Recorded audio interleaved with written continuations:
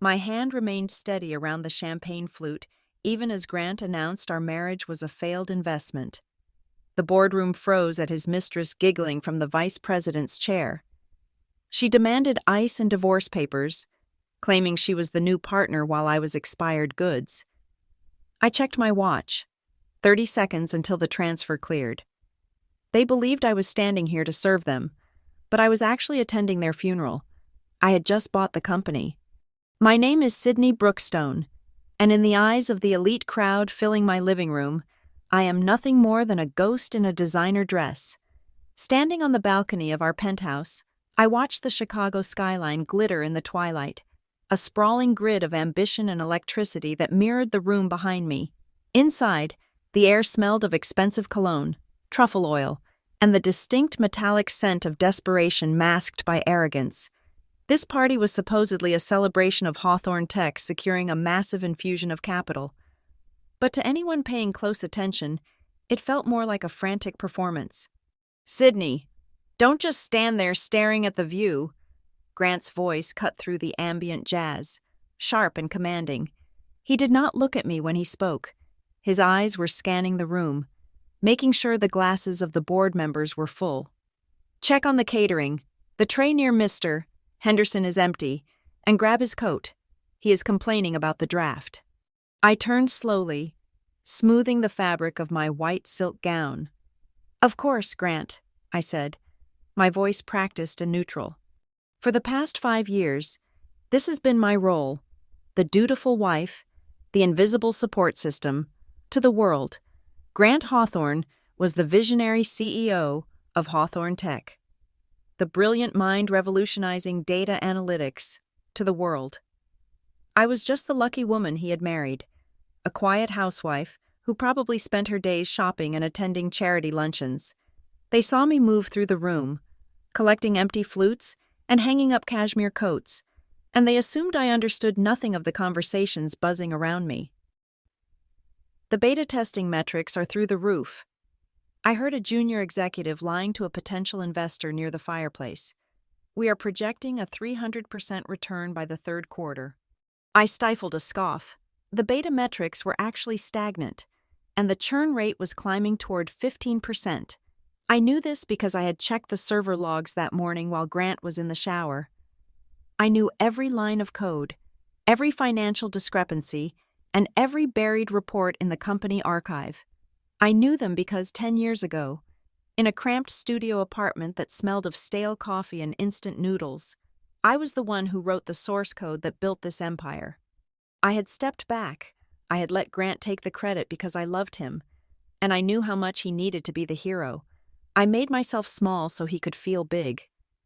It was the worst investment of my life. The heavy oak doors swung open, and the room fell into a hush before erupting into murmurs of appreciation. Sienna Vance had arrived. She was undeniable, dressed in a crimson gown that clung to her body like a second skin. She walked with the confidence of a woman who knew she owned the room. Grant immediately abandoned the conversation he was having and practically jogged to her side, his hand sliding familiarly onto the small of her back. "Everyone," Grant announced, his voice booming with pride, "I want you to welcome the real star of the evening, our creative director and the brain behind our new strategic direction, Sienna Vance." Applause rippled through the penthouse. Sienna beamed, tossing her hair back. "Oh, stop it, Grant," she laughed, the sound tinkling like broken glass. "I just provide the vision. You are the one who steers the ship."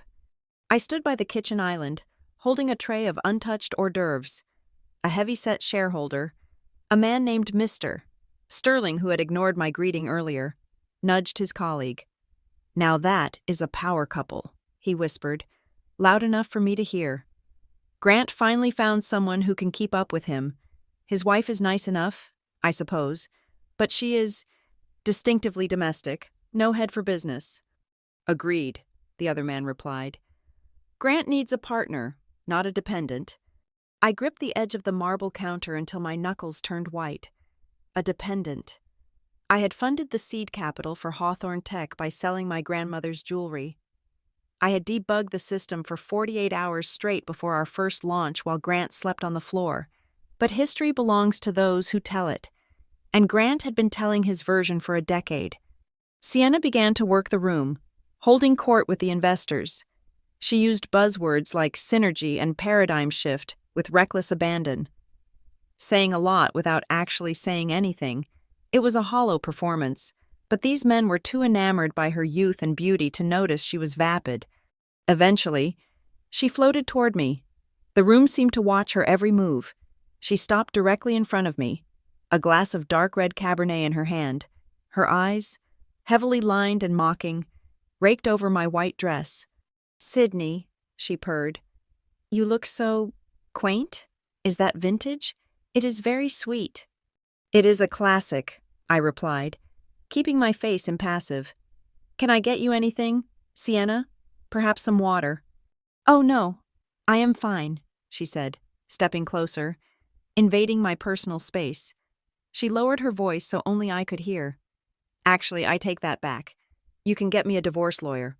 Oh wait, I already found one for Grant." Before I could respond, she tilted her hand. It was a deliberate, calculated motion. The glass tipped, and the dark red wine cascaded down the front of my pristine white dress, soaking into the silk like a fresh wound. The room gasped. "Oh my God!" Sienna shrieked, jumping back and playing the victim perfectly. "I am so clumsy. I was just so excited talking about the merger. Oh, Sydney, I am so sorry. It is just a dress, though. Right? Just an occupational hazard of hosting." The red stains spread across my chest and stomach, cold and wet. I stood frozen, not out of shock, but out of sheer disbelief at her audacity. Grant was there in a second, but he did not look at me with concern. He looked at me with annoyance. "Sydney, for heaven's sake," Grant snapped, grabbing a napkin and handing it to Sienna to wipe a tiny drop from her own hand. "Look what you made her do. You are crowding the guests." "I made her do it," I repeated, my voice calm but icy. "Just go change." Grant waved his hand dismissively, as if shooing away a fly. "You are making a scene. We have serious business to discuss. And we do not need you walking around looking like a disaster. Go put on something less distracting, and try to stay out of the way until the presentation is over." "Yes," Sienna added, smirking behind Grant's shoulder. "We wouldn't want the old wife to spoil the new future, would we?" Laughter. A few people actually chuckled. I looked at Grant. I looked at the man I had built a life with, the man I had lifted from nothing. I looked at the shareholders who were drinking my wine in my house while laughing at my humiliation. "You are right, Grant," I said. "I should go clean up." I turned on my heel and walked out of the living room.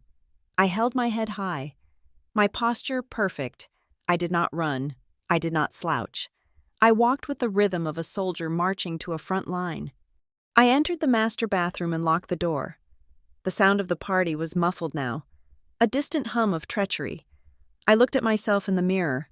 The wine stain looked like blood on the white silk. It was grotesque. It was perfect. I did not cry. There were no tears left in me. 10 years of silence had dried them all up. I reached into my pocket and pulled out my phone. My fingers moved across the screen with the speed and precision of the coder I truly was. I opened a secure, encrypted messaging app that Grant did not even know existed. I typed a message to a number that had no name saved, just a digital signature. "Activate Phase 1. Prepare acquisition files." I hit send. I watched the delivery receipt turn into a read receipt. I peeled off the ruined dress and let it drop to the floor. It was time to stop being the wife. It was time to remind them who actually owned the chessboard. I was not the victim in this story. I was the hunter, and the trap had just been set. The morning sun that filtered into the glass-walled executive suite of Hawthorne Tech did not bring warmth. It brought exposure, while the party at our penthouse had been a theater of illusion. Grant's office was the cold, hard backstage where the props were falling apart. I was not physically in the room, but I was there, sitting in the quiet sanctuary of my home office, miles away. I watched the live feed from the security camera disguised as a smoke detector on Grant's ceiling. More importantly, I watched the data streams flowing across my dual monitors. I still held the root admin access to the company servers, a digital skeleton key I had coded into the system architecture a decade ago, long before Sienna Vance knew how to spell venture capital. Grant was pacing the length of his Persian rug, his tie loosened, looking less like a visionary and more like a trapped animal. On the screen, the quarterly projection report was open, and it was a sea of red ink. The reality was far worse than the rumors. Under Grant's reckless leadership and Sienna's catastrophic creative direction, the company was hemorrhaging cash. They had burned through $20 million in 6 months on an augmented reality shopping platform that no one wanted and a rebranding campaign that was widely mocked in the industry press. "We are dead," Grant muttered, running a hand through his hair. "We are absolutely finished. The audit committee meets in 72 hours. If they see these numbers, the stock price won't just dip. Sienna, it will zero out. We are looking at a $50 million hole." Sienna was lounging on the leather sofa, scrolling through her phone, seemingly unbothered by the imminent collapse of the empire she was parasitic upon. "Relax, Grant. You worry too much. That is why you have wrinkles." "This is not about wrinkles." Grant slammed his hand on the desk. "This is about prison. This is about fraud. We used the employee pension fund to cover the operational costs for the last 2 quarters. If the investors find out, we go to jail." "They won't find out," Sienna said. Finally looking up, her eyes held a dangerous, ignorant confidence. "Because I fixed it." "You fixed it?" Grant asked, skeptical. "How does a failed fashion blogger fix a $50 million deficit?"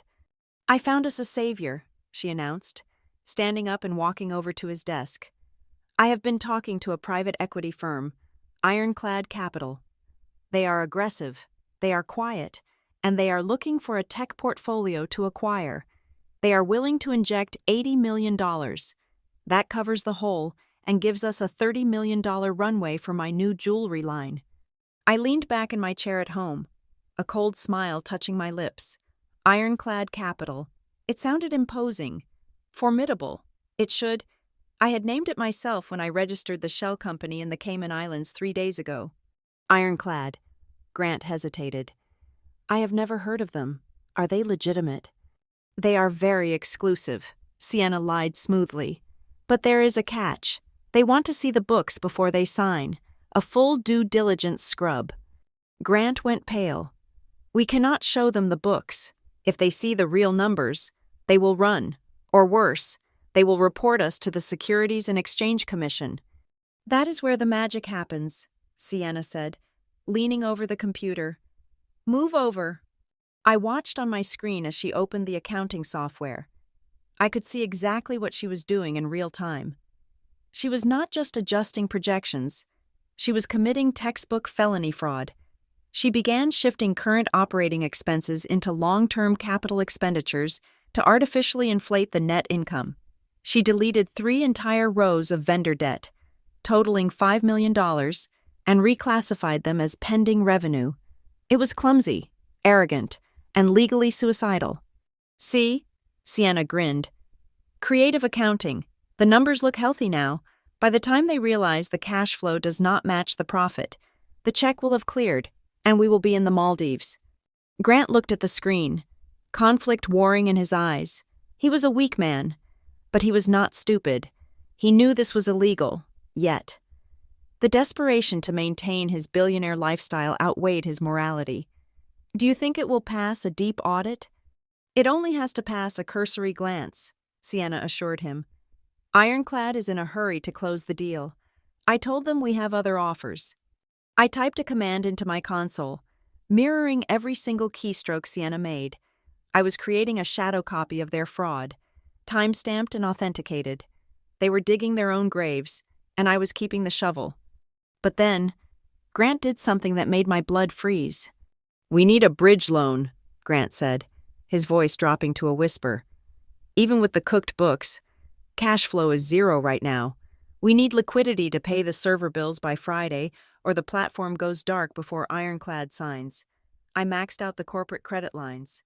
So get a personal loan, Sienna shrugged. I can't. My credit is leveraged to the hilt, Grant said. He opened a drawer and pulled out a document. But I found a way.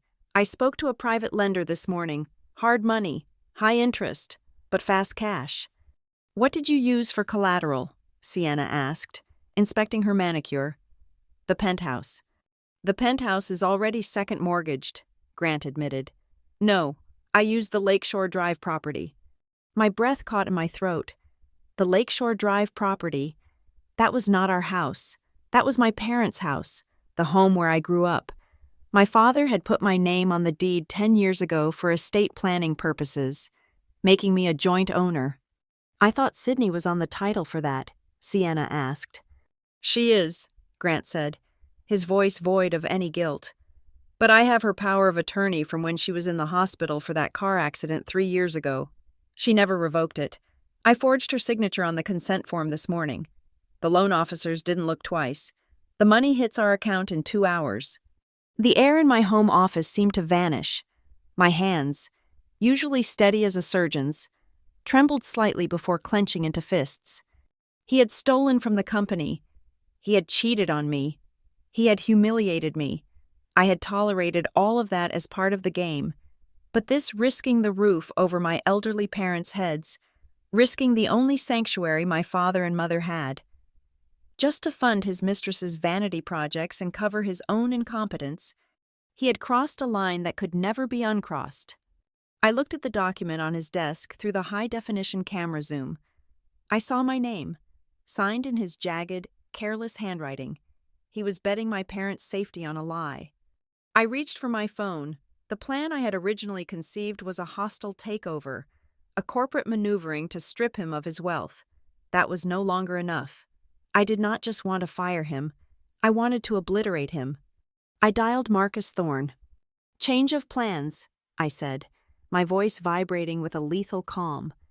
We do not just buy the company, we buy the debt, all of it. I want the rights to that bridge loan he just signed. I want to own the mortgage he just took out on my parents' house.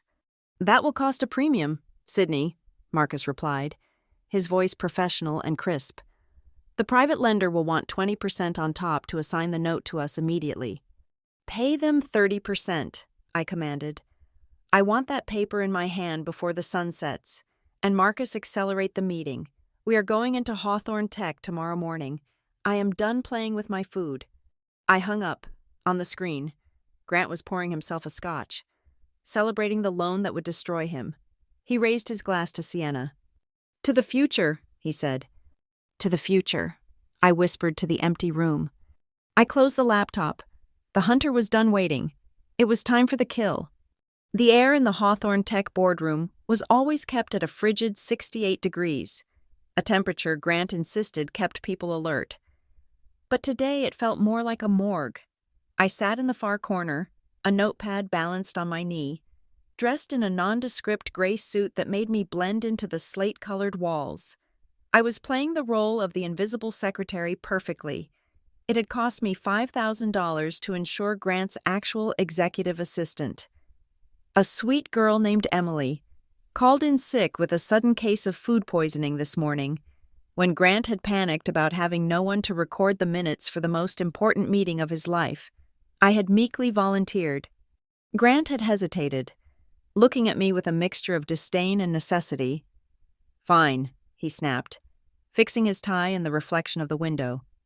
But sit in the back. Do not speak. Do not offer coffee. Do not breathe too loudly. This is a high-level negotiation. Sydney, not a book club. Just write down what they say and try to look like you belong in a professional environment. I nodded, lowering my eyes to hide the spark of amusement. I understand, Grant. Now. I watched as Sienna Vance paced the room, arranging her presentation slides. She looked manic, her confidence from the party replaced by a jittery energy. She was rearranging the chairs, trying to create a power dynamic that favored them. Grant was wiping sweat from his palms onto his trousers. They are 5 minutes late, Grant muttered, checking his Rolex. Is that a power move? Do you think they are backing out? Relax, Sienna snapped. Investors like this operate on their own time. Precisely at 10 o'clock, the double doors opened. There was no knock, no polite preamble. Marcus Thorne walked in, followed by two junior associates who looked like they had been bred in a law library. Marcus was a legend on Wall Street for a reason. He was known as the Vulture, because when he circled a company, there was usually nothing left but bones. He was tall, impeccable in a charcoal three-piece suit, with eyes that looked like chips of flint. He did not look at Grant. He did not look at Sienna. He walked straight to the head of the table, the seat Grant usually occupied, and sat down. Grant blinked, caught off guard, and awkwardly took the seat to Marcus's right. Sienna hurriedly sat on the left. "Mr. Hawthorne," Marcus said, his voice a deep baritone that commanded absolute silence. "Miss Vance, let us skip the pleasantries. My client, Ironclad Capital, is interested in acquiring a controlling stake. We have seen the pitch deck. We are here to see if the reality matches the brochure." "It exceeds it," Sienna said, flashing her brightest, most practiced smile. "We are on the verge of a paradigm shift in data analytics." Marcus finally turned his head. His gaze swept over the room, past the expensive art on the walls, past the nervous executives, and landed briefly, for a fraction of a second, on me in the corner. His expression did not change. There was no nod, no wink, but I saw the slight tightening of his jaw, a signal of deferential acknowledgement. He knew exactly who was signing his paycheck. He knew the woman in the corner was the architect of this entire scene. I adjusted the long hair covering my left ear, ensuring the tiny, high-frequency earpiece was secure. My phone lay open on my lap, connected to a live audio feed. I could hear everything they said, and more importantly, I could speak directly into Marcus's ear without anyone else hearing. "Proceed," Marcus said. Sienna stood up and dimmed the lights. The projector screen flared to life.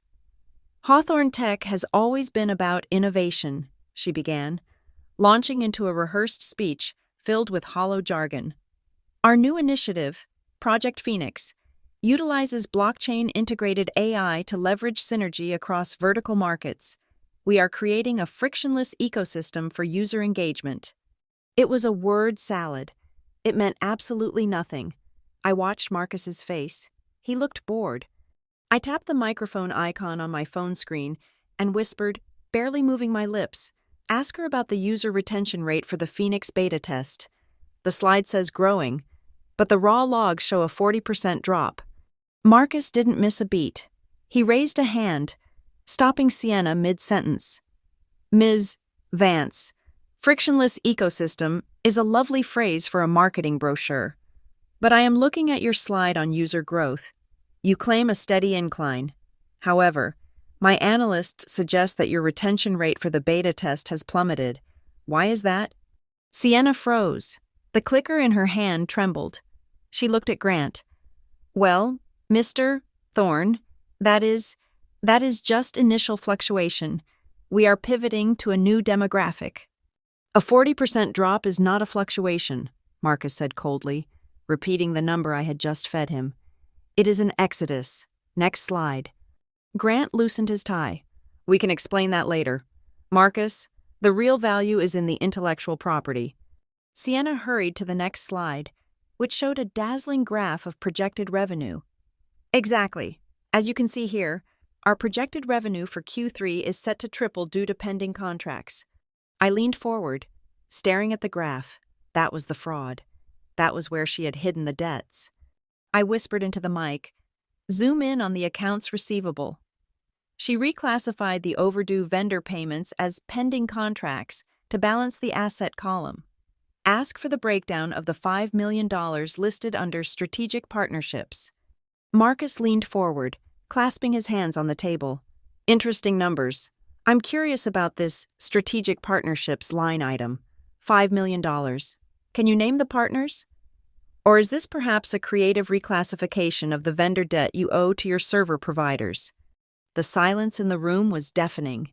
The hum of the projector fan sounded like a jet engine. Grant turned pale, his face draining of all color. He looked at Sienna with wide, terrified eyes. How did he know that information was buried deep in the ledger, modified only yesterday? We, Sienna stammered. We have non-disclosure agreements with those partners. We cannot name them. You cannot name them, Marcus repeated. Or they do not exist, because if I audit your accounts payable right now, will I find $5 million in outstanding invoices that match this exact figure? Sienna's facade cracked. The arrogant mistress vanished, replaced by a cornered fraudster.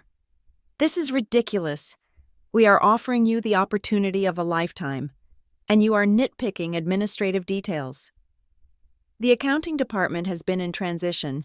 If there are errors, it is because the previous team was incompetent. I tightened my grip on the pen.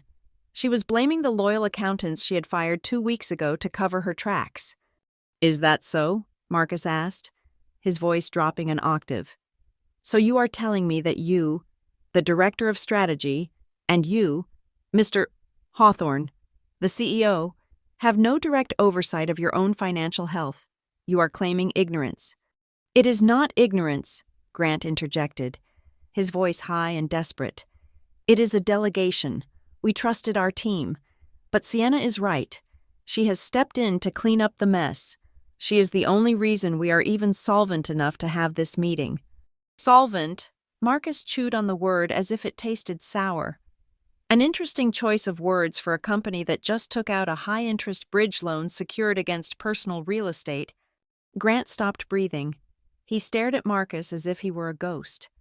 How do you know about that? Ironclad Capital knows everything, Marcus said smoothly. We do not invest in companies. We invest in leadership. And frankly, what I see here is a leadership team that is scrambling to cover a massive deficit with smoke and mirrors. Sienna slammed her hand on the table. We are the future of this industry. I am the visionary here. If you don't want the deal, walk away. We have other investors lining up. No, we don't, Grant hissed at her, grabbing her arm. Shut up, Sienna. He turned to Marcus, pleading. Mr. Thorne, please, we can explain. The potential is real. We just need the capital to unlock it. The bridge loan was just a temporary measure to show our commitment. Marcus sat back, checking his watch. The psychological pressure was immense. He let them sweat for a full minute. I watched them crumble. I wrote down in my notebook, Grant desperate, Sienna volatile, target acquired. Here is the situation, Marcus said finally. Standing up, he buttoned his jacket. Technology has value. The infrastructure has value. The brand is salvageable. Ironclad is willing to proceed with the acquisition of the debt and the equity injection. Grant let out a breath that sounded like a sob. Thank God. Thank you. Marcus, you won't regret this. However, Marcus raised a finger, we have strict conditions. We do not work with unstable management. We do not work with liars. The deal will be signed tomorrow morning at 9 o'clock, but the funds will only be released pending a complete restructuring of the executive board. Restructuring. Sienna narrowed her eyes. What does that mean? It means, Marcus said, his eyes locking onto Grant's, that we require a change in senior personnel. We need leadership that we can trust. Leadership that actually owns the vision. We will discuss the specifics at the signing. Marcus turned to leave. He stopped near the door, just a few feet from where I sat. He didn't look at me, but he paused long enough for me to hear him clearly. Have the paperwork ready, he said to the room at large, but I knew the order was for me. Grant collapsed into his chair as the door closed. We did it, he whispered, wiping sweat from his forehead. We survived. Sienna was already recovering her arrogance. I told you, she scoffed, smoothing her skirt. I handled him. He tried to scare us, but he bought it. He knows he needs me. I closed my notebook. I stood up silently. They didn't even notice me. They thought they had just won a lifeline. They had no idea they had just invited the executioner into their home. Sydney, Grant barked without looking at me. Get us some water, and then call the lawyers. Tell them to draft the acceptance letter. Right away, Grant, I said softly. I walked out of the room, clutching the notebook against my chest. Inside, I had written only one sentence on the blank page. The trap is closed. The penthouse was quiet when Grant returned that evening, but it was not the silence of peace. It was the silence of a holding cell before the verdict was read. I was sitting in the living room, the city lights of Chicago casting long, fractured shadows across the floor. I had not turned on the lamps. I wanted Grant to see me in the dim light, to see the woman he was about to discard one last time before the world flipped upside down. He did not come alone. The elevator doors slid open with a soft chime, and Grant walked in, loosening his tie with a swagger I had not seen in months. Right behind him was Sienna. She was carrying a stack of fabric swatches and a tablet, walking into my home with the casual entitlement of someone who had already measured the windows for drapes. Grant threw a heavy manila envelope onto the glass coffee table. The sound cracked through the room like a gunshot. "We need to talk. Sydney," he said. He did not sit down. He stood over me, utilizing his height to intimidate, a tactic he often used in boardrooms but never effectively with me. I looked at the envelope. "What is this? Grant?" "It is the future," he said, pouring himself a drink from the crystal decanter on the sidebar. "Ironclad Capital. You heard Marcus Thorne today. They are demanding a restructuring. They want a fresh image, a power dynamic that reflects the aggressive modern direction of the company." He turned to face me, glass in hand. "They want a CEO who projects vitality, ambition, someone who is part of a power couple. You heard what he said about leadership we can trust. That means leadership that looks the part." "And I do not look the part?" I asked, my voice steady. "Sydney, look at you," Sienna chimed in, dropping her swatches onto my sofa, the sofa I had bought with my first dividend check 10 years ago. She sat down, crossing her legs and looking at me with pity masked as advice. "You are sweet. You really are. But you are a housewife. You bake cookies. You organize book clubs. Hawthorne Tech is about to become a billion-dollar unicorn. Grant needs a partner who can walk the red carpet at Cannes, not someone who worries about coupon expiration dates." Grant nodded, emboldened by her cruelty. "It is nothing personal, Sydney. It is business. Ironclad hinted that the deal hinges on my personal brand. They want assurance that I'm focused solely on expansion. Frankly, our marriage, it is a liability. It is dead weight. You are holding me back from the stratosphere." I reached for the envelope and slid the documents out. It was a divorce settlement. I scanned the pages. It was brutal. It was a total capitulation. Clause 4. The wife waives all rights to spousal support. Clause 7. The wife acknowledges that she has made no significant contribution to the growth of Hawthorne Tech. Clause 12. The marital assets, including the primary residence, shall be retained by the husband to ensure business continuity. He was throwing me out on the street. He was offering me a lump sum of $50,000 less than the cost of the watch on his wrist to disappear. "You want me to sign this?" I looked up at him. "Tonight." "The deal is signed tomorrow morning at 9, Grant said, checking his phone as if he had more important places to be. "I need to walk into that meeting a free man. I need to show Marcus Thorne that I have made the hard choices. If you sign now, I will make sure the check for $50,000 clears by Friday. You can move back to your parents' place. They could use the help, considering their financial situation." He smirked. He was referencing the loan he had taken out against my parents' house. "And if I refuse?" "Then we go to court." Grant shrugged, his cruelty now fully exposed. "And I will bury you in legal fees until you are begging for a subway token. I have the best lawyers in the city. You have nothing. No job, no income, no connections. Be smart. Sydney, take the payout and go." Sienna picked up a swatch of emerald green velvet and held it up against the window, blocking my view of the city. "I think green for this room. Grant, it feels more regal. The beige is so depressing. We need to strip everything out and start over. Get rid of the old energy." She was talking about me as if I were a piece of stained carpet. I picked up the heavy fountain pen from the table.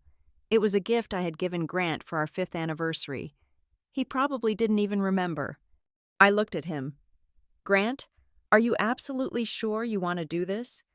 Are you sure you want to legally sever our financial ties before the contract with Ironclad is signed tomorrow?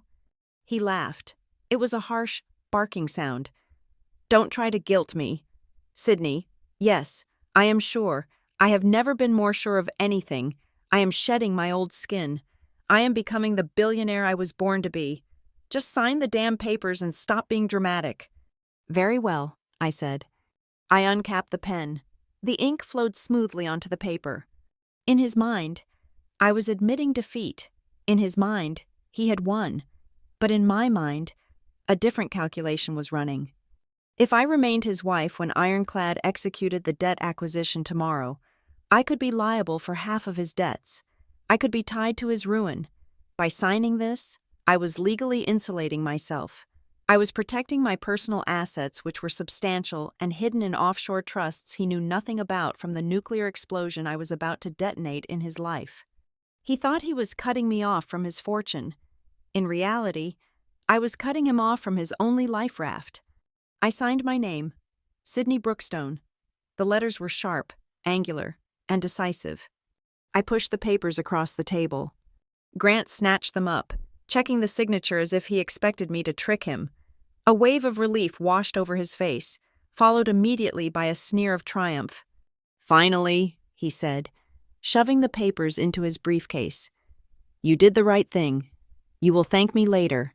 You were never cut out for this life. Sydney, you will be happier living a simple life somewhere. Quiet.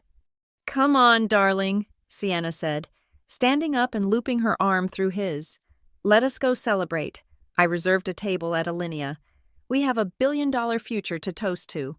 Goodbye, Sydney, Grant said. He didn't even look back. Leave your keys on the counter when you move out tomorrow. I will have the locks changed by noon. They walked out. I heard their laughter echo down the hallway, the sound of two people drunk on a power they did not actually possess. The elevator chimed, the doors closed, and they were gone. I sat in silence for a long moment. I felt lighter. The shackles of a loveless, disrespectful marriage were gone. The legal tether to a man who would mortgage my parents' home for his mistress was severed. I stood up and walked to the window. The city below was a sprawling web of lights, indifferent to the drama in the penthouse. But tomorrow, the city will know my name. I pulled my phone from my pocket and dialed Marcus. He answered on the first ring. Mrs. Brookstone. His voice was calm, professional. The divorce papers are signed, I said, my voice devoid of emotion. The legal separation is immediate and binding. Understood, Marcus replied. That removes the final obstacle. Your assets are shielded. Grant and Sienna are at Alinea celebrating, I told him. Let them have their dessert, but make the call to the bank now. Execute the debt acquisition. Buy the bridge loan. Buy the mortgage on my parents' house. Buy the corporate credit lines. Buy every single cent of debt Hawthorne Tech owes. Consider it done, Marcus said. We will own 100% of his liabilities by midnight. Good, I said, watching my reflection in the glass. I didn't look like a housewife anymore. I looked like the CEO of Ironclad Capital. Lock the trap, Marcus, and ensure the security team is ready for the board meeting tomorrow. I want them escorted out, not asked to leave. It will be a pleasure, Madam Chairwoman. I hung up the phone. I looked around the room that Sienna wanted to redecorate in green velvet. She would never get the chance. By tomorrow afternoon, this penthouse would be foreclosed property owned by my holding company. I walked to the kitchen, poured the expensive scotch Grant had left on the counter down the drain, and went to pack my bag. I wasn't moving out. I was just preparing for the transition. Tomorrow, the ghost would materialize, and the haunting would truly begin.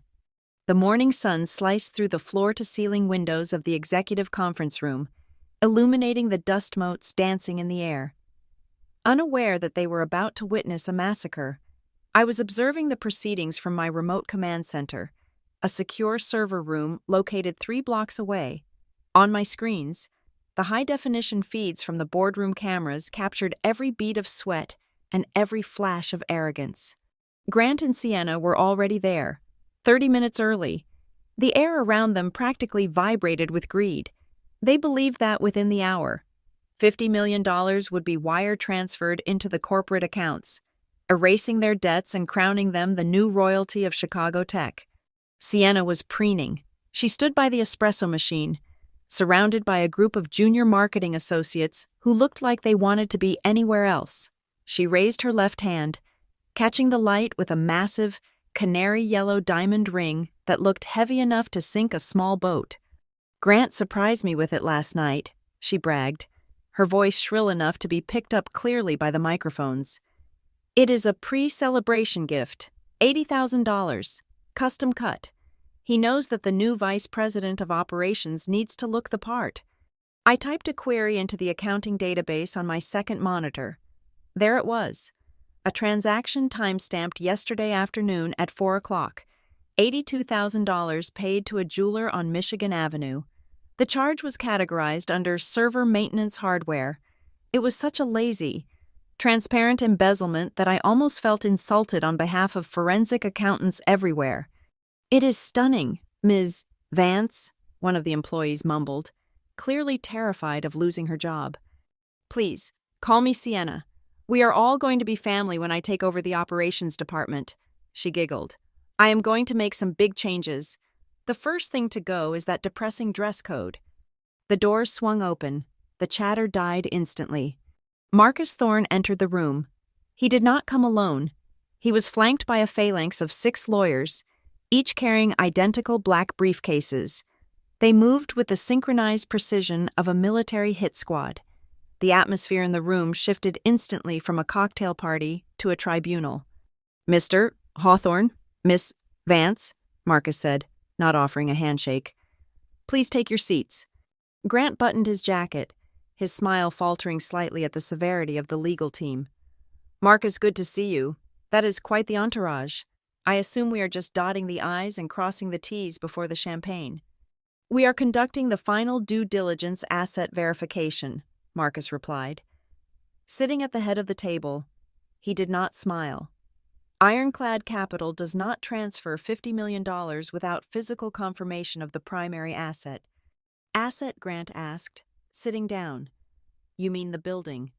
"I mean the code," Marcus said. "The proprietary algorithm that you claim is worth the investment. The valuation of Hawthorne Tech relies entirely on the intellectual property of the core predictive engine. Without that code, this company is just a collection of rented furniture and leased computers." Sienna scoffed, flipping her hair.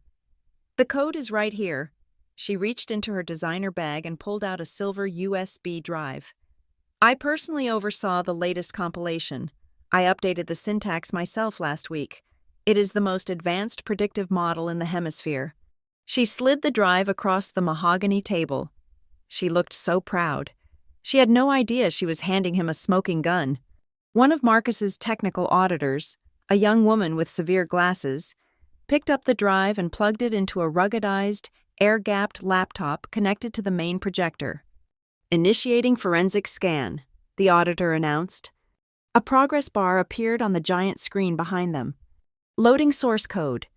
10%, 40%, 80%. Grant leaned back, interlacing his fingers behind his head. "It is a thing of beauty, Marcus. I call it the Hawthorne Protocol. It is going to change the world." Scan complete.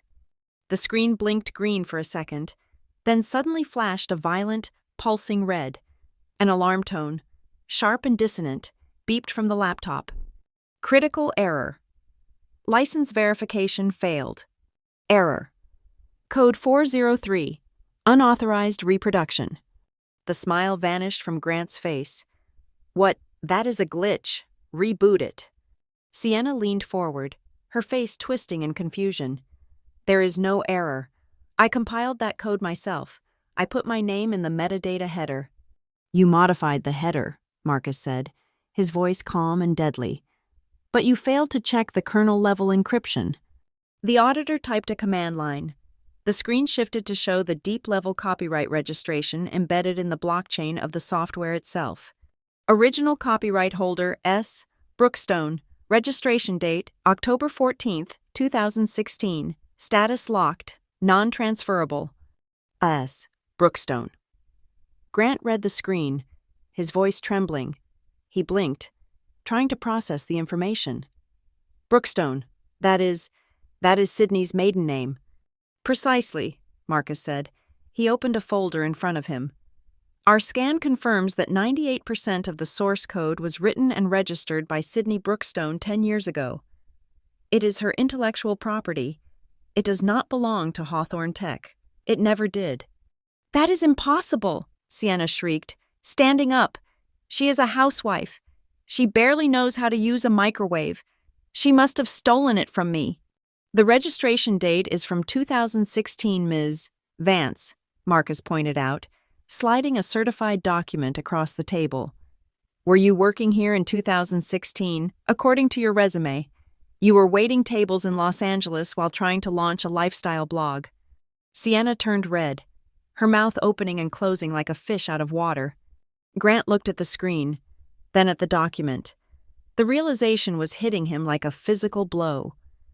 He remembered the nights I spent coding while he slept. He remembered me telling him I would handle the technical side so he could focus on sales. He had forgotten that I was the engineer. He had believed his own lie that he was a genius. But we are married, Grant stammered, grasping at straws. What hers is mine, community property. Not anymore, Marcus said, pulling out a copy of the divorce papers Grant had forced me to sign less than 12 hours ago. You signed this separation agreement yesterday evening. It explicitly states that all assets acquired prior to the marriage remain the sole property of the original owner, since this copyright was registered before your wedding date, and you just legally severed your financial ties to Mrs. Brookstone.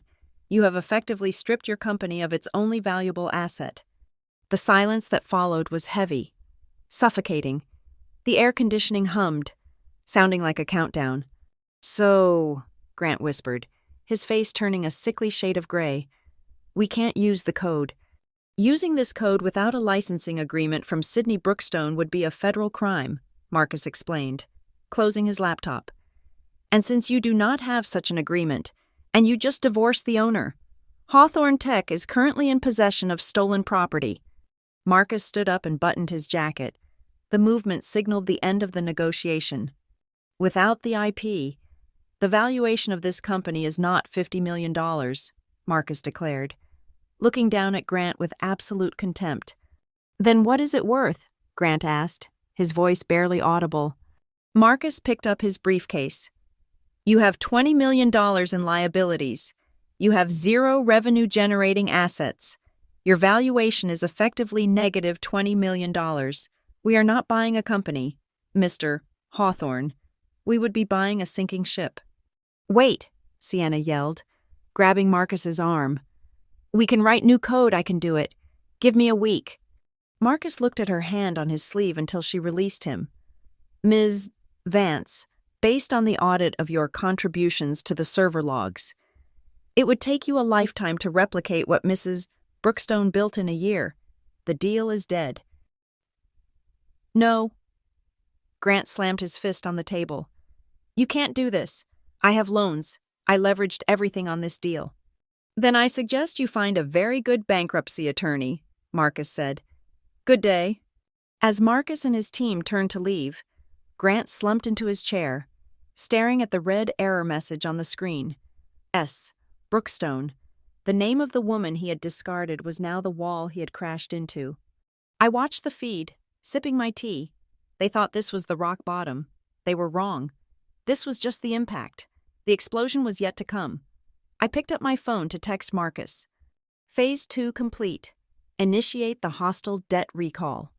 The silence in the boardroom did not last long.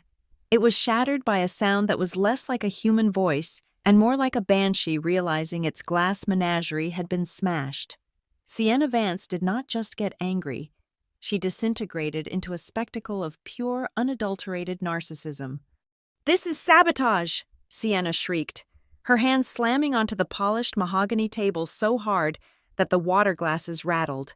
She spun around, pointing a manicured finger at the empty air, as if I were standing there invisible in the room. That spiteful, jealous little housewife. She did this. She must have hacked the server remotely. She planted a virus to lock me out of my own work. I watched from my monitors, sipping a fresh cup of tea. The irony was delicious. She was accusing me of hacking a system I built, while standing in a room she had stolen. Wearing a ring bought with embezzled funds. Grant, whose face was currently a mask of sheer panic, latched onto her theory like a drowning man grabbing a piece of driftwood. You are right. Sienna, you have to be right. Sydney must have done something spiteful before she left. She was always jealous of your talent. She knew she couldn't compete with you, so she rigged the game. Marcus Thorne sat perfectly still. He did not blink. He did not look alarmed. He looked like a scientist observing a particularly interesting reaction in a petri dish. Mr. Hawthorne, he said, his voice cutting through the noise. Are you suggesting that your wife, whom you described as domestically inclined and technologically illiterate just yesterday, managed to execute a military-grade encryption lock on your core mainframe overnight? She is vindictive, Sienna yelled, pacing the length of the room. Her perfect posture was gone. She looked ragged, her eyes wide and feral. She hired someone. She probably used my money to hire a hacker. That is how low she is.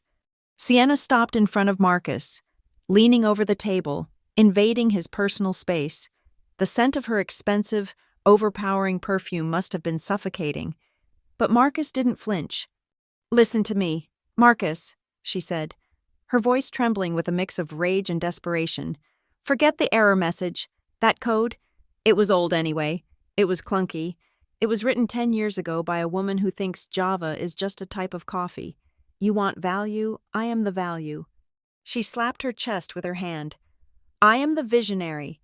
I know the architecture of this platform better than anyone. That code is garbage. I can rewrite it. I will write a better version, a sleeker, faster, more monetizable version. You can rewrite 10 years of machine learning algorithms, Marcus asked, his eyebrows raising slightly. How long would that take? Ms. Vance. A decade. A week, Sienna declared. I nearly choked on my tea. A week. It had taken me 3 years of sleepless nights just to build the foundational kernel. 7 days, Sienna repeated, her eyes gleaming with the delusion of the incompetent. I will have a team working 24 hours a day. We will build a brand new engine, free of Sydney's fingerprints. It will be better. It will be revolutionary. So just sign the check, release the $50 million, and I will have the beta ready by next Friday. Grant nodded vigorously, wiping sweat from his upper lip. She can do it. Marcus, Sienna is a prodigy. We do not need Sydney's old junk. This is actually a blessing in disguise. We are shedding the dead weight. We are upgrading. It was pathetic. It was the sort of blind arrogance that bankrupts empires. They truly believed that saying something made it true. Marcus leaned back in his chair, tapping his finger against the sleek, black fountain pen lying on the table.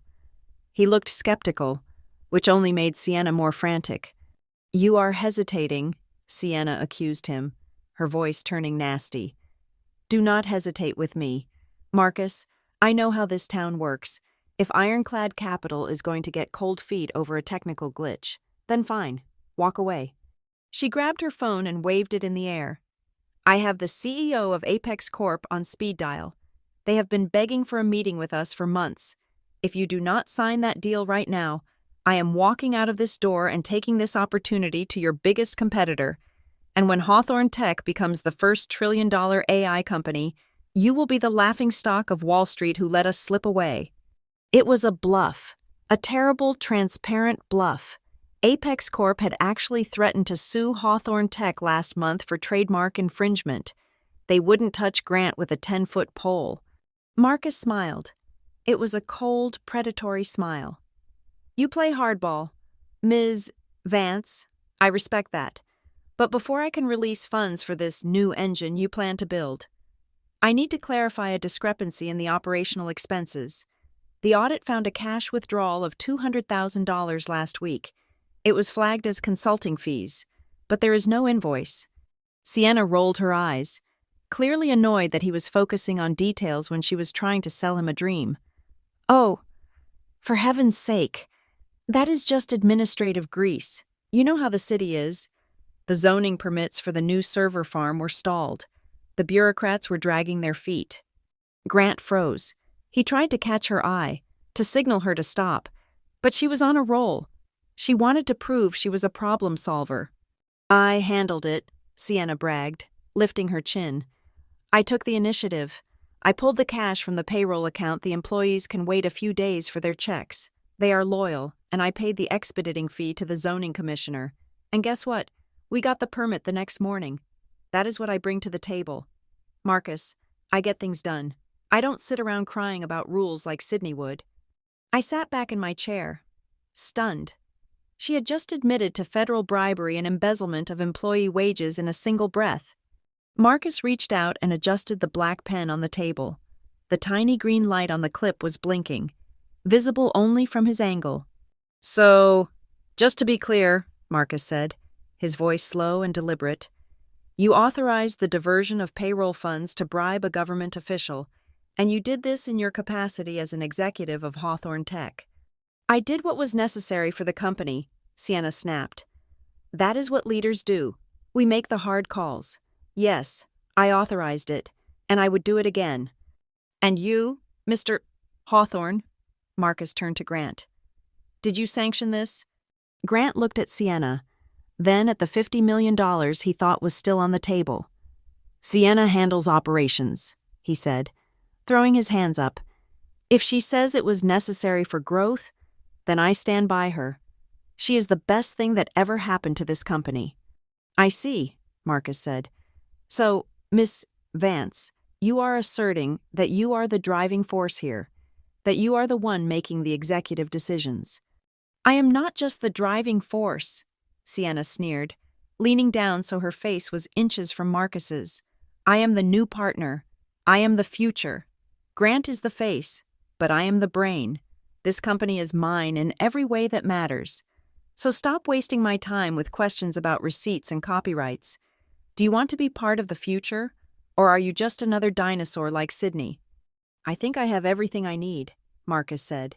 He picked up the pen and clicked the top, stopping the recording. Finally, Sienna huffed. Give me the contract. I am afraid there is no contract for you to sign, Ms. Vance, Marcus said, his tone shifting from professional to icy contempt. But this recording will be very useful for the district attorney. What? Sienna blinked. What are you talking about? And as for the owner of the company, Marcus continued, looking past them toward the double doors at the entrance of the room, I believe she would like to have a word about that. Sienna and Grant turned around, confused. Who? Grant asked. Who is there? The heavy oak doors swung open, but this time, I did not stand in the shadows holding a tray of hors d'oeuvres. I stepped into the light. The woman who had left this room yesterday, the gray invisible housewife in the sensible shoes, was gone. In her place stood the woman I had always been, but had hidden for Grant's sake. I was wearing a bespoke, midnight blue power suit that had been tailored in Milan, cut sharp enough to draw blood. My hair was no longer pulled back in a messy bun. It cascaded in sleek, deliberate waves around my shoulders. My heels, black stilettos with red soles, struck the marble floor with a rhythmic, authoritative click that echoed like a metronome counting down their final seconds. I walked slowly. I did not rush. Queens do not run to claim their thrones. Grant was the first to react. He blinked, his eyes adjusting to the figure in the doorway, and then his face twisted into a mask of confused fury. He stood up, knocking his chair back. "What the hell are you doing here?" Grant bellowed, his voice cracking with stress. "I told you to leave your keys and get out. This is a closed board meeting. You are trespassing." He turned frantically toward the two burly security guards standing by the entrance, men he had hired to keep the riffraff out. "Security, remove her immediately. Why are you just standing there?" The guards did not move toward me. They did not reach for their radios. Instead, as I passed them, they straightened their backs, clasped their hands behind them, and bowed their heads in a sharp, synchronized display of respect. "Good morning, Ms. Brookstone," the lead guard said, his voice deferential. Grant's jaw dropped. He looked from the guards to me, his brain failing to compute the shift in loyalty. What is wrong with you? I pay your salaries. Get her out of here. I ignored him. I ignored Sienna, who was staring at my suit with a look of pure, covetous envy mixed with horror. I walked straight down the center of the long conference table. The executives who had laughed at me yesterday, the board members who had ignored me, all fell silent.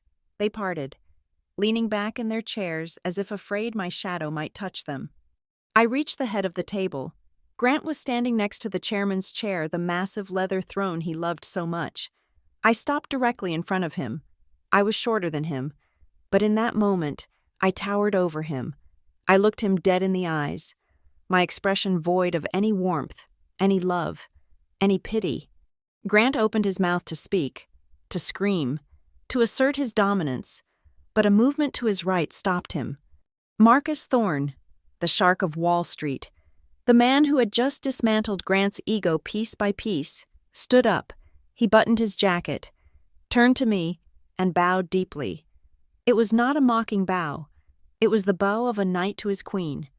"Chairman Brookstone," Marcus said, his voice ringing clear and respectful through the silent room. "Welcome. The acquisition protocols have been executed. The transfer of all liabilities is complete." The room went deathly quiet. You could hear the hum of the hard drives in the server rack. Grant stared at Marcus, then at me. He looked like he had been struck by lightning. "Chairman, Brookstone," he whispered. "Brookstone. That is your maiden name." Sienna let out a choked sound. "What is going on, Marcus? Why are you calling her that? She is nobody. She is just Sydney." I didn't look at Sienna. My eyes remained locked on Grant. I reached into my leather portfolio and pulled out a thick, bound document. It landed on the mahogany table with a heavy, final thud that made Grant flinch. "Allow me to introduce myself properly," I said, my voice calm, low, and terrifyingly steady.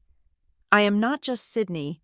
I am the sole proprietor and majority shareholder of Ironclad Capital."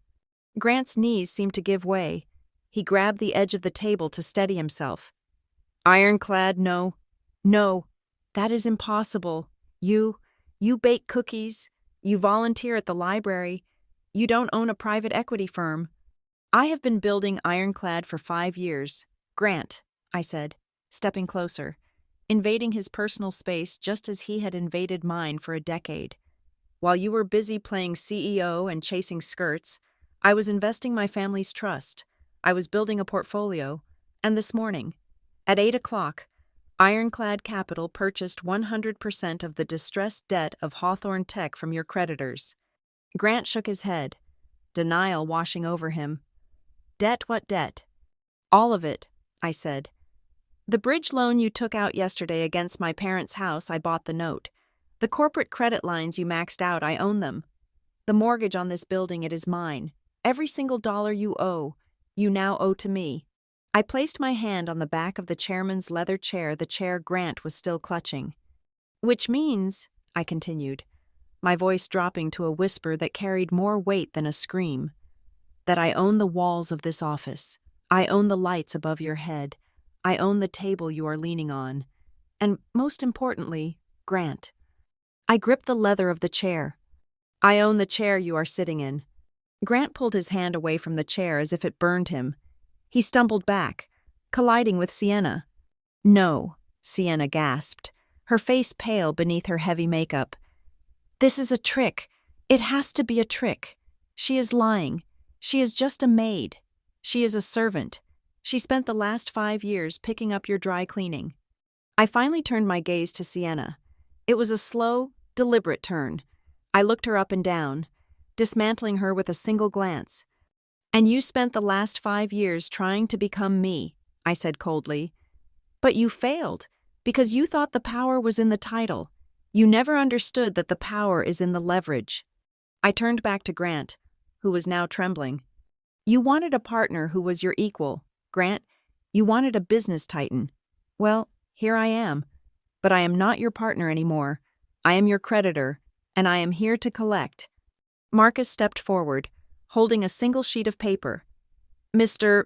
Hawthorne, since Hawthorne Tech has defaulted on the bridge loan payments as of this morning, technical default, due to the fraud investigation, Ironclad Capital is exercising its right to immediate foreclosure and seizure of assets. You are no longer the CEO of this company. In fact, you are trespassing on private property. Grant looked around the room, searching for an ally, for someone to tell him this was a nightmare. But the board members were looking at their shoes. The employees were looking at me with awe. The security guards were standing at attention. "Sydney," Grant choked out, reaching a hand toward me. "Please." "Get out of my seat," I said. It wasn't a request. It was an order. Grant looked at the chair, the symbol of his ego, his identity, his life. Then he looked at me. He saw the resolve in my eyes. He saw the 10 years of betrayal reflecting back at him. Slowly, painfully, Grant stepped away from the head of the table. He looked small. He looked defeated.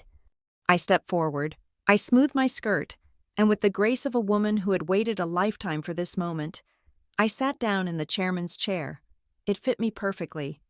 I swiveled slightly to face the room, interlacing my fingers on the table on top of the acquisition file. "Now," I said, my voice filling the room with absolute authority, "let us discuss the terms of your surrender." I sat in the leather chair that had been the summit of Grant's ambition, feeling the cool grain of the armrests beneath my fingertips. The room was suffocated by a heavy, stunned silence, but I was not done. Taking the company was merely the opening move. Dismantling the lies that held it together was the endgame.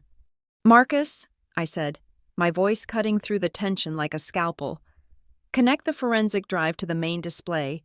Let us show Mr. Hawthorne exactly what he has been investing in." The screen behind me flickered. The error message vanished, replaced by a split-screen comparison that made Sienna gasp audibly. "Slide 1, I announced, gesturing to the image on the left.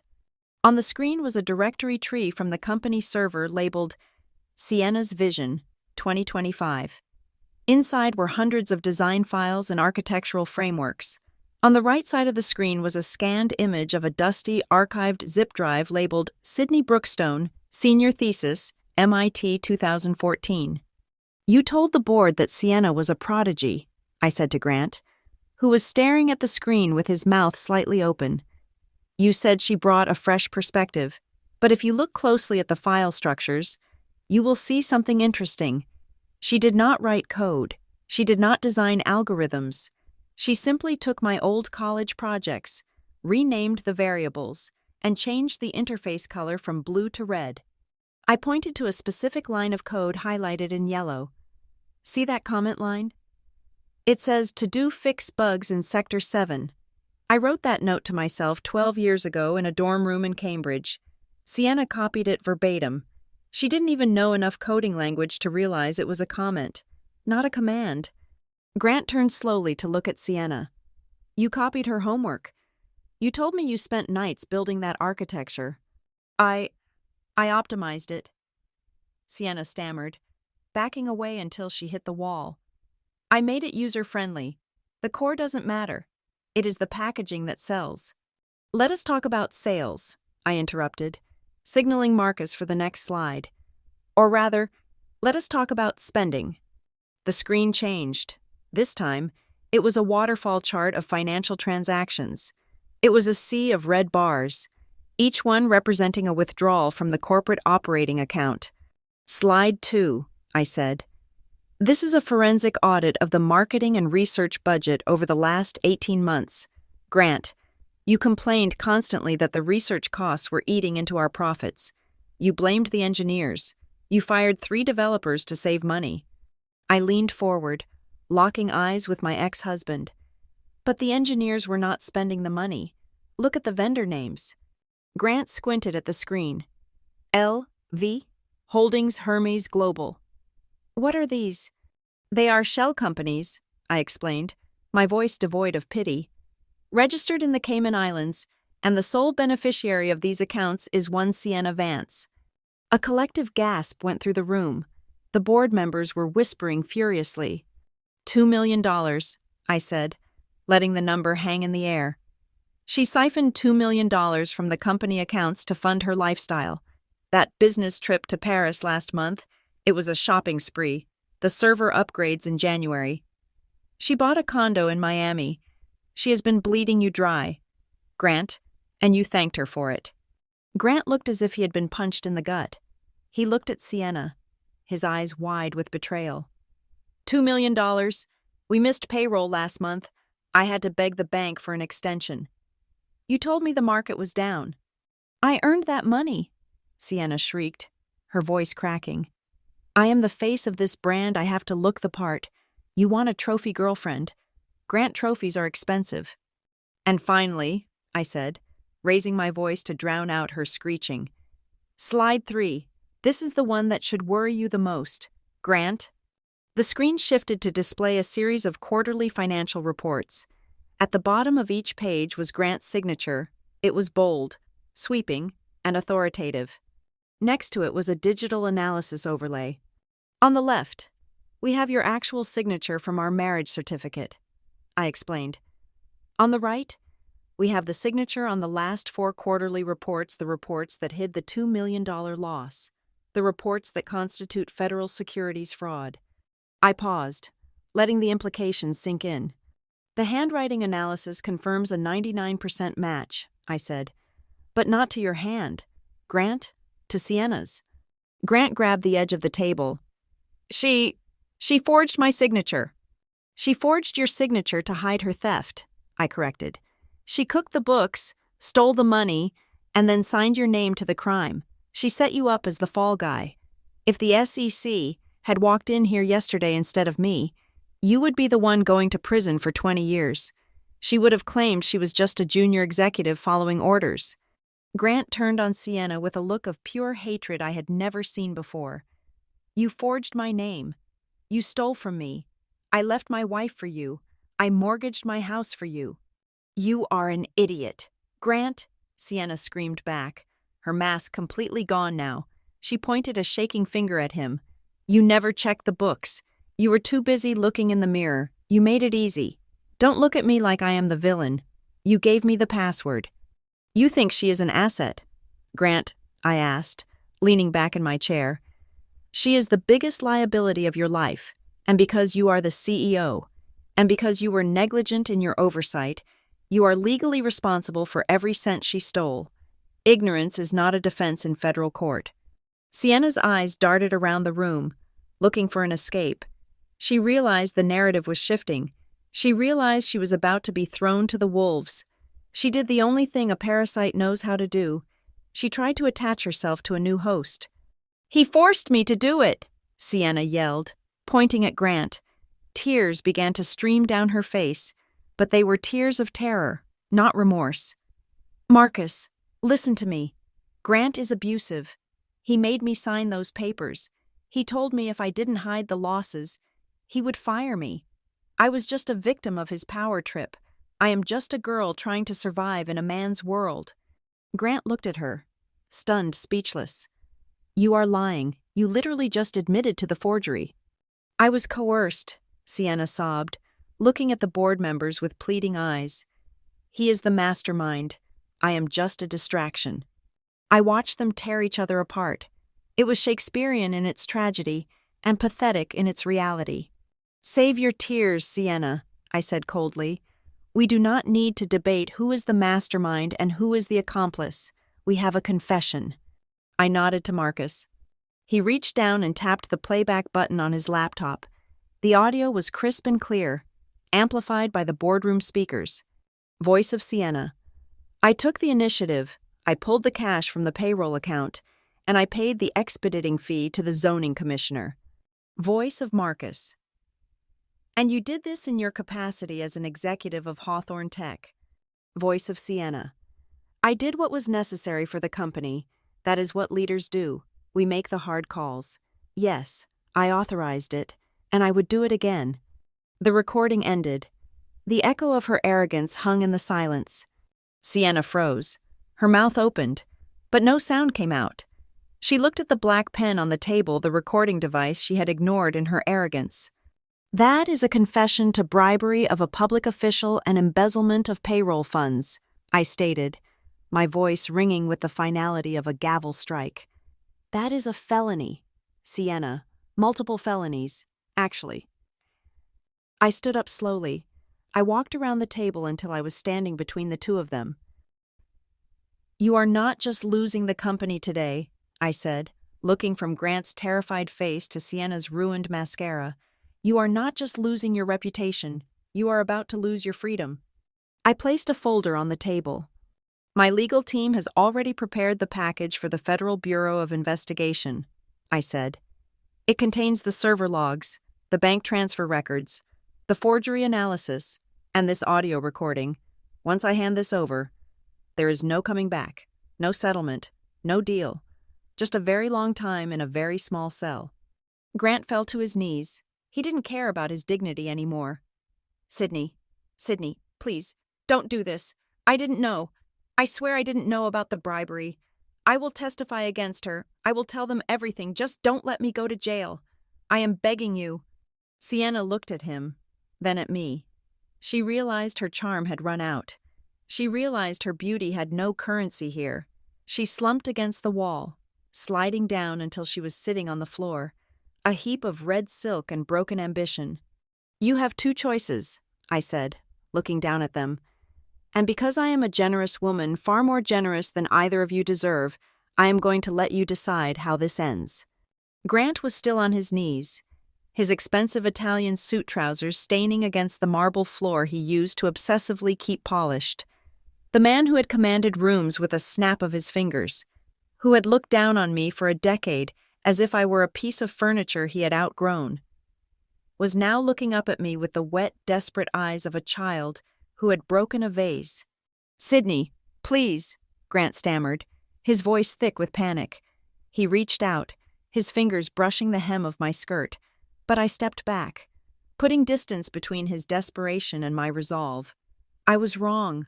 I was so wrong, but we are husband and wife. You cannot destroy me like this. We built a life together, 10 years. Sydney, doesn't that mean anything? Just tear up the divorce papers. We can fix this. I will fire Sienna. I will do whatever you want. Just don't ruin me. I looked down at him, feeling absolutely nothing. The love I had once held for him had not just died. It had been incinerated by his betrayal. I reached into the portfolio on the table and pulled out the copy of the divorce decree he had forced me to sign less than 24 hours ago. The ink was barely dry. I am afraid that is legally impossible, Grant, I said, my voice as crisp as the paper in my hand. My lawyers filed this document with the court clerk at 9 o'clock this morning. The judge has already stamped it. The dissolution of our marriage is final. But we can remarry. Grant grasped at straws. We can vacate the order. Why would I want to do that? I asked, tilting my head. You were very clear last night. You said I was a liability. You said I was holding you back from your billion-dollar future. Well, congratulations. Grant, you are free. You are unburdened. I walked over to the window, looking out at the skyline. And regarding your assets, there's a small detail you seem to have forgotten. When you signed that bridge loan yesterday to keep the company afloat, you put up collateral. You pledged the Lakeshore Drive property. Grant went pale. The house, but that is where your parents live. You wouldn't foreclose on your own parents. No, I turned back to face him. I wouldn't. But since I now own Ironclad Capital, and Ironclad Capital owns the debt you defaulted on, I have exercised my right to seize the collateral. The title of that house was transferred to my holding company 5 minutes ago. My parents are safe. They are living in a house owned by their daughter. But you... I paused, letting the reality sink in. You have nowhere to live, Grant. The penthouse we are standing in, it is company property, and since you are no longer the CEO, you are trespassing. Grant scrambled to his feet, his face flushing with a mix of fear and indignation. You can't just fire me. I am the founder. I have a contract. My employment agreement guarantees me a severance package, a golden parachute. If you terminate me, you owe me $5 million. He looked at Marcus, seeking legal validation. Tell her. Marcus Clause, 22 of my contract. Marcus adjusted his glasses, looking at Grant with pity. Clause 22 applies to termination without cause. Mr. Hawthorne, however, Mrs. Brookstone is terminating you under Clause 4. Section B. Termination for cause due to gross negligence, fiduciary irresponsibility, and moral turpitude. Moral turpitude, Grant spat the words out. You knowingly allowed your mistress to embezzle company funds, I interjected. You forged financial documents. You misled investors. That voids your contract entirely. There is no golden parachute. Grant, there is no severance. There is no stock option. You are leaving this building with exactly what you brought into this marriage. Nothing. Grant staggered back against the wall.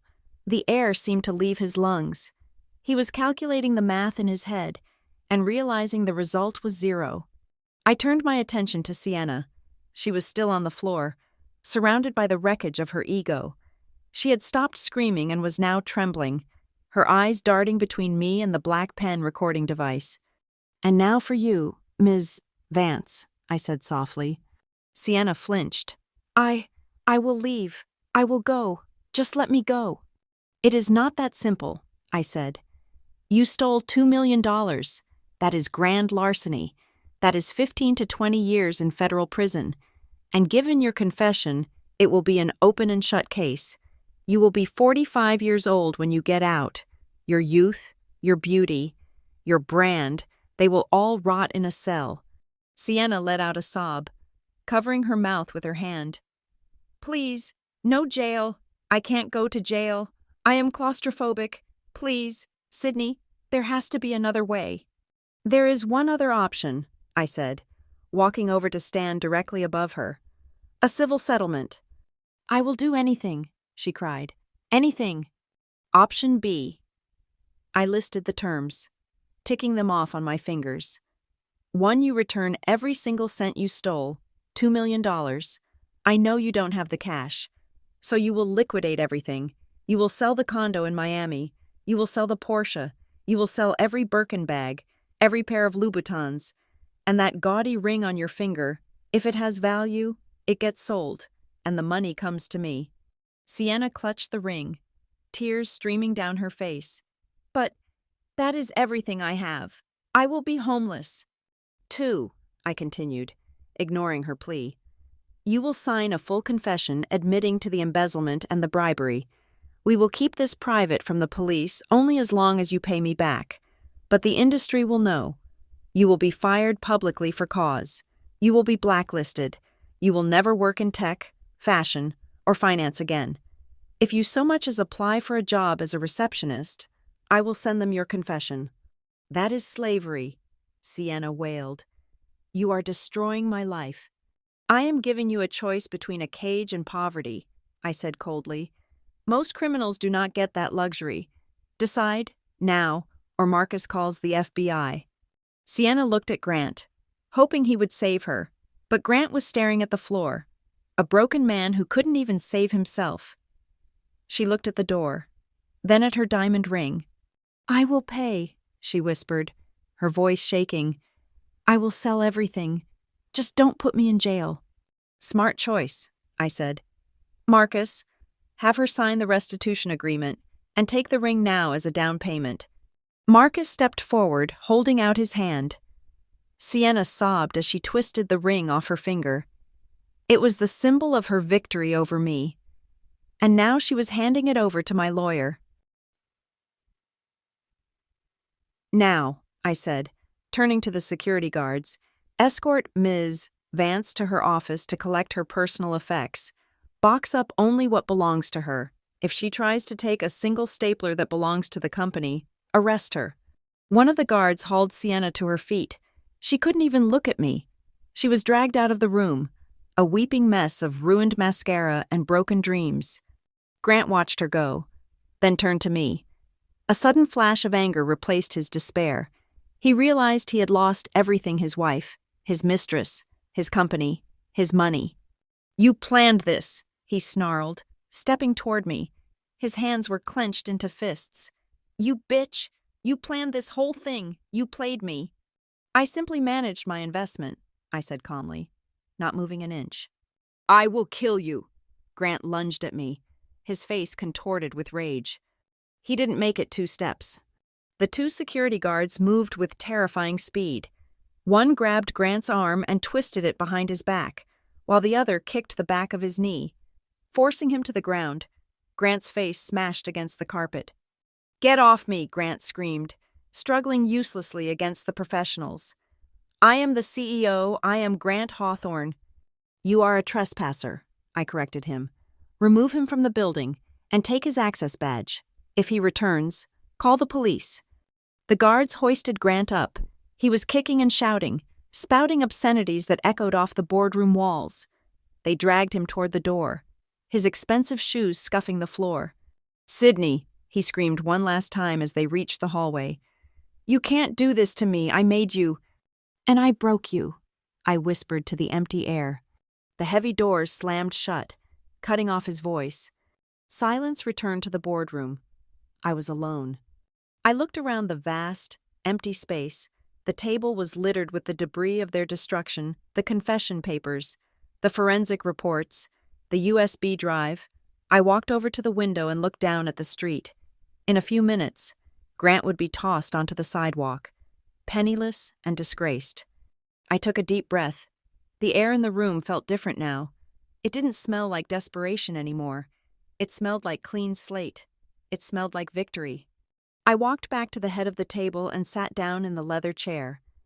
It was comfortable. It felt right. I picked up the black fountain pen, the one that had recorded their downfall, and placed it in my pocket. My phone buzzed. It was a text from my parents. Coming over for dinner Sunday, Dad is making his roast. I smiled, a real genuine smile. I will be there, I typed back, and I have some good news about the house. I put the phone down and placed my hands on the mahogany desk. I was Sydney Brookstone. I was the chairman, and I had a company to rebuild. From the vantage point of the executive suite, the world below looked like a chessboard I had finally cleared.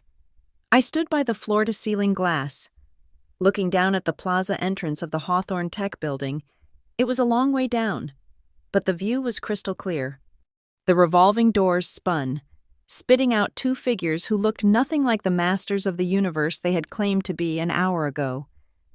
Grant was clutching a cardboard box that contained a stapler, a photo frame, and the shredded remains of his dignity. Beside him, Sienna stumbled in her heels, stripped of her jewelry, carrying a box that looked suspiciously light. She had no diamond ring to catch the sun anymore. She only had the weight of a restitution agreement that would garnish her wages for the rest of her life. They stepped onto the sidewalk, expecting to hail a cab and disappear into anonymity. They were wrong. As soon as their feet touched the pavement, a wall of white light erupted. I had tipped off the business press and the tabloids exactly 45 minutes ago. I told them that the billion-dollar merger was actually a federal fraud bust. The paparazzi swarmed them like sharks sensing blood in the water. I could see the panic in Grant's body language as microphones were shoved into his face. I saw Sienna try to shield her face with a yoga mat she had pulled from her box. But it was too late. The cameras captured every second of their humiliation. It was not petty. It was public record. They had sought fame desperately, so I simply gave them what they wanted. The next morning, the headlines were better than I could have written myself. The Chicago Business Journal ran a front-page story with a photo of Grant looking terrified and Sienna crying. The bold black font read, "Fake billionaire topples. Ex-wife revealed as the real tycoon." The article detailed everything: the creative accounting, the fake code, the mistress, and the quiet woman who had bought the debt and seized the throne. For the first time in 10 years, my name was not listed as "and wife." I was the headline. But I did not have time to gloat over newspapers. I had a company to salvage. At 10 o'clock, I called an all-hands meeting in the main atrium. The mood was tense. The employees, having seen their CEO dragged out by security, were terrified that mass layoffs were coming. When I walked onto the stage, the silence was heavy with fear. "Good morning," I said into the microphone. I did not need to shout. "My name is Sydney Brookstone, Many of you know me as the woman who used to bring cookies to the holiday party. Some of you know me as the person Grant Hawthorne joked about in the break room. But starting today, you will know me as your chairman and CEO. I paused, looking at the faces in the crowd. I saw the exhausted engineers, the undervalued support staff, the people Sienna had bullied. I know what has happened here, I continued. I know that the creative department under Ms. Vance terrorized this staff. I know that good ideas were silenced because they didn't come from the top. I know that budgets were stolen while you were denied raises. A ripple of shock went through the room. They had suspected it, but hearing it confirmed was different. That ends today, I declared. I am announcing an immediate restructuring. The marketing budget that was used for personal luxury goods is being redirected to the engineering department for overdue bonuses. The Yes Men managers who helped cover up the fraud have been terminated this morning. And for those of you who were fired by Ms. Vance because you dared to question her, I am offering you your jobs back, with a 10% raise and a personal apology. The room stayed silent for a heartbeat, and then it exploded. It wasn't polite applause. It was a roar of relief and vindication. I saw the lead developer, a man Grant had mocked for years, wiping tears from his eyes. I had not just bought a company, I had liberated a workforce. 1 week later, the transformation was complete. I sat in the corner office, but it no longer looked like a shrine to Grant's ego.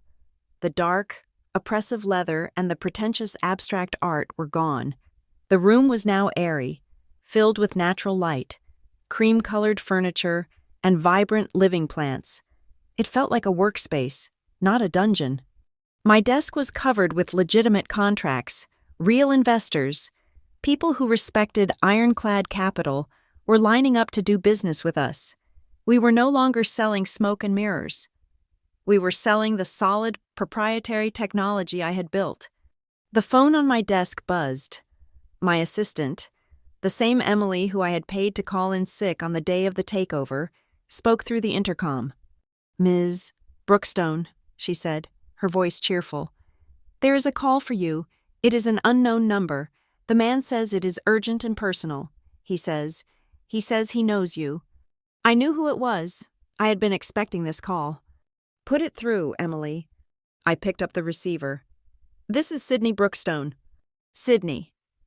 The voice was cracked, desperate, and sounded like it was coming from the bottom of a well. It was Grant. "Thank God you picked up. I have been trying to reach you for days." "I have been busy, Grant," I said, leaning back in my chair and swiveling to look at the view. Running a successful company takes a lot of time, something you wouldn't know much about. "Please, don't," he rasped.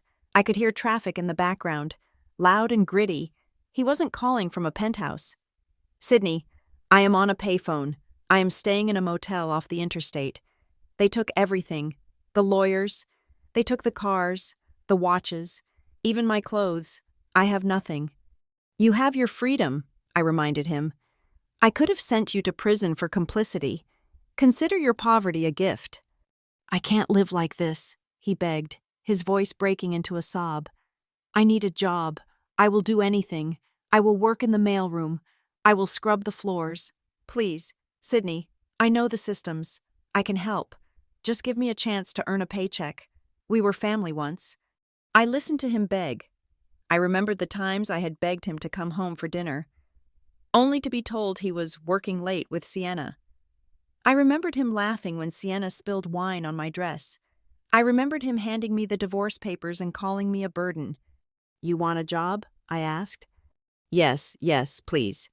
"I am sorry." "Grant," I said, my voice smooth and cold as ice. "But I seem to recall a very specific conversation. Your mistress, Sienna, bragged to the entire board that she was the new partner. She said she was the future." "She is gone," Grant cried. "She left me the second the money ran out. She is gone." "Well then," I said, smiling at the Chicago skyline, "you should have invested better. You let her brag that she was the new partner. So I bought the company and said, 'Actually, you are fired.' That applies to you too. Grant, you are fired from Hawthorne Tech. You are fired from my assets.